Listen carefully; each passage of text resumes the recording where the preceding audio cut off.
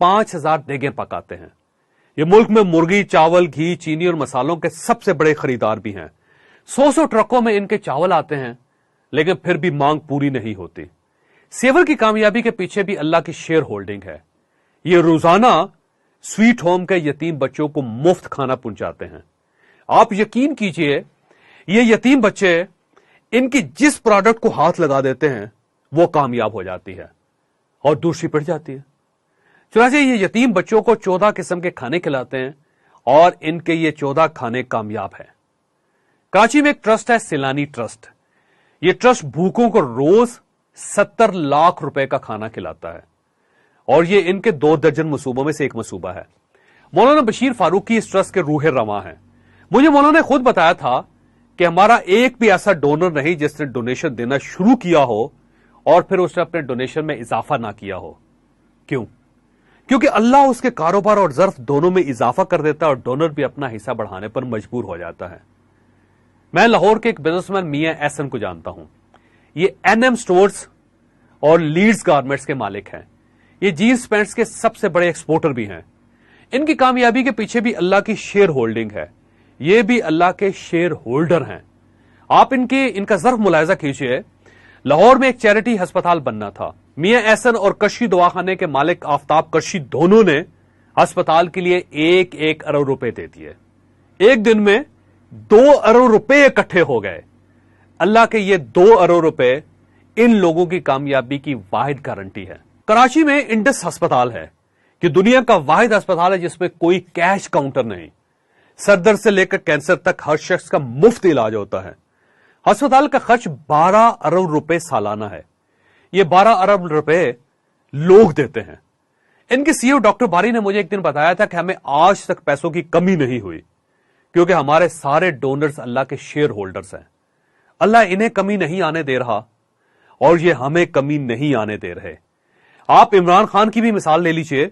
इमरान खान जब तक सिर्फ खिलाड़ी थे, सिर्फ क्रिकेटर थे, तो ये 2000 खिलाड़ियों में से एक खिलाड़ी थे।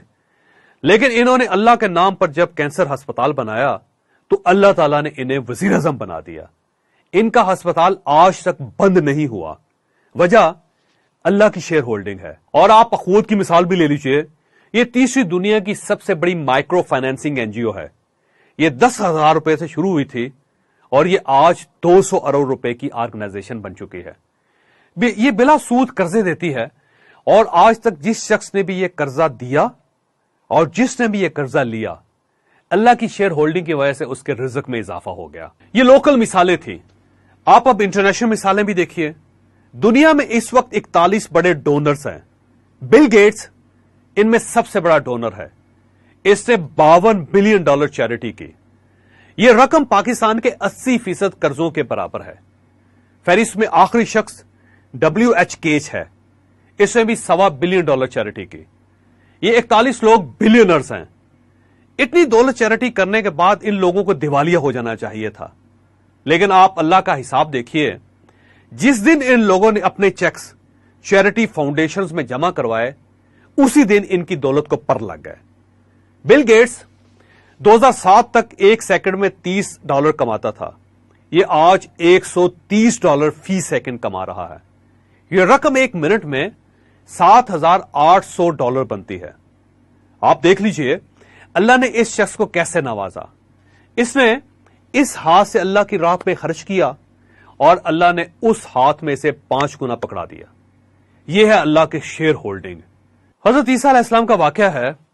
हजरत ईसा ने बनी इसराइल से चैरिटी मांगी। अमीर यहूदियों ने हजारों रुपए का ढेर लगा दिया। कितार में एक छोटी सी फकीरनी भी खड़ी थी। उसकी जेब में सिर्फ एक सिक्का था। उसने वो सिक्का निकाला और ढेर पर फेंक दिया। अल्लाह ने हजरत ईसा अलैहिस्सलाम से फरमाया, ये एक सिक्का बनी इसराइल की सारी दौलत पर भारी है, क्योंकि मैंने इन लोगों को जो दिया था, इन लोगों ने उसमें से थोड़ा सा मुझे लुटा दिया। जबकि मैंने इस फकीरनी को सिर्फ एक सिक्का दिया था, इसने वो पूरे का पूरा मुझे दे दिया। इस पूरी बस्ती में ये मुझे सबसे ज्यादा अजीज है, तुमसे भी ज्यादा अजीज है। मैं आपको हरगिज हरगिज ये नहीं कहता कि आप इस फकीरनी की तरह अपना सब कुछ अल्लाह की राह में दे दें। آپ پارٹنرشپ سے شروع کریں، پارٹنرشپ سے آغاز کریں. آپ جو بھی کام شروع کریں آپ اللہ کو اس میں 5% کا شیئر ہولڈر بنا لیں اور نیت کریں کہ یا پروردگار میرے رزق میں جتنا اضافہ ہوتا جائے گا میں آپ کے حصے کو بھی اتنا ہی بڑھاتا جاؤں گا.